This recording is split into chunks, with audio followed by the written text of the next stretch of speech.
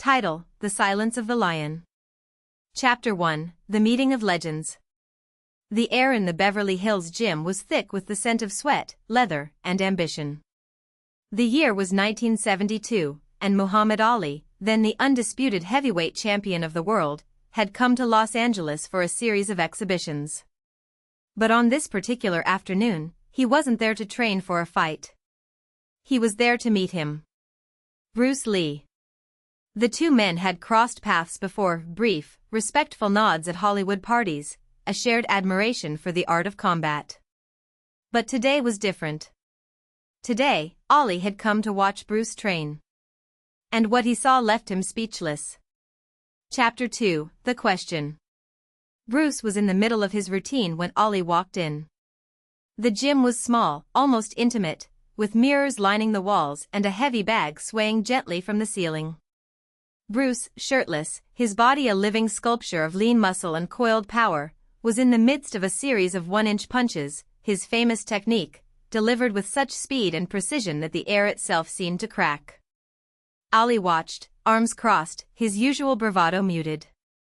He had seen great fighters before, Frazier, Foreman, Liston, but this was something else entirely.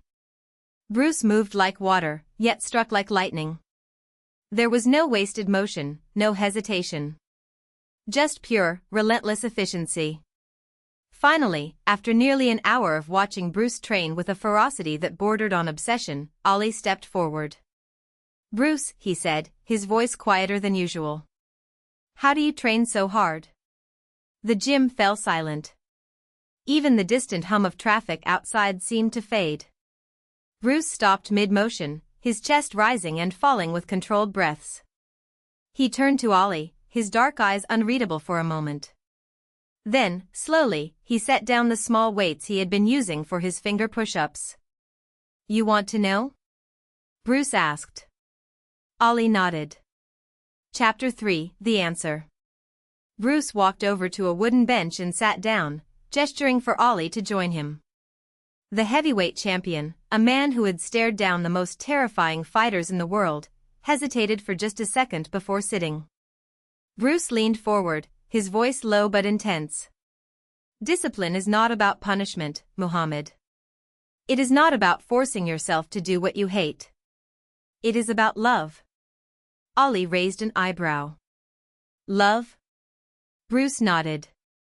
"Love for the process. Love for the struggle. Love for the person you are becoming. Most people train because they have to. I train because I want to. Because every drop of sweat, every ache in my muscles, every moment of exhaustion is a step closer to the man I choose to be." He paused, letting the words sink in. "You think I wake up at 4 a.m. and train for 4 hours because someone is forcing me? No. I do it because I need to. Because if I don't, I will never be what I am capable of. And that is unacceptable to me." Ali was silent.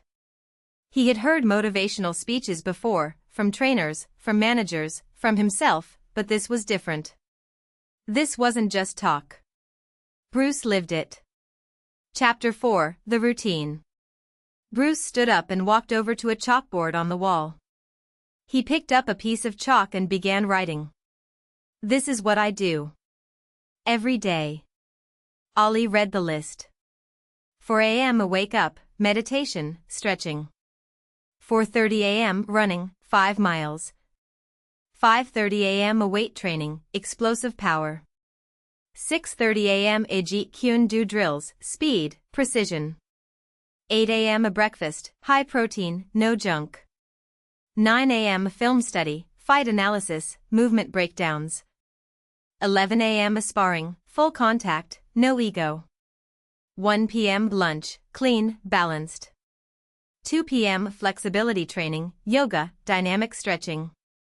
3:30 p.m. strength endurance, circuit training. 5 p.m. free time, reading, writing, family. 7 p.m. light training, shadowboxing, mobility work. 9 p.m. sleep, 8 hours, no exceptions. Ali stared at the board. "You do all of this? Every day?" Bruce smirked. "Not every day. Some days, I do more. Ollie exhaled sharply. Man. I train hard. But this? He shook his head. This is next level. Bruce wiped the chalk from his hands. It's not about being the best in the world, Muhammad. It's about being the best you can be. And that takes everything you've got. Chapter 5, The Silence. Ollie didn't speak for a long time. He just sat there, processing. He had faced fear in the ring, men who wanted to break his jaw, who had the power to end his career with one punch. But this? This was something deeper. This was respect. Finally, he looked up at Bruce. You ever get tired? Bruce's expression softened. Every damn day. But tired is just another word for alive. And I'd rather be tired from pushing myself than bored from standing still. Ollie stood up, extending his hand. Bruce took it, and for a moment, the two greatest fighters of their generation just looked at each other. Then Ollie said, I'm gonna train harder. Bruce smiled. Good. But don't do it for me. Do it for you. Ollie nodded. Then, without another word, he walked out of the gym. And for the first time in his life, Muhammad Ali was silent. Epilogue, The Legacy. Years later, after Bruce's passing, Ali would often reflect on that day. He would tell reporters, Bruce didn't just train his body. He trained his mind. And that's why he was the most dangerous man I ever met. Because in the end, it wasn't just about how hard Bruce Lee trained. It was about why. And that was a question even the greatest couldn't answer. The end.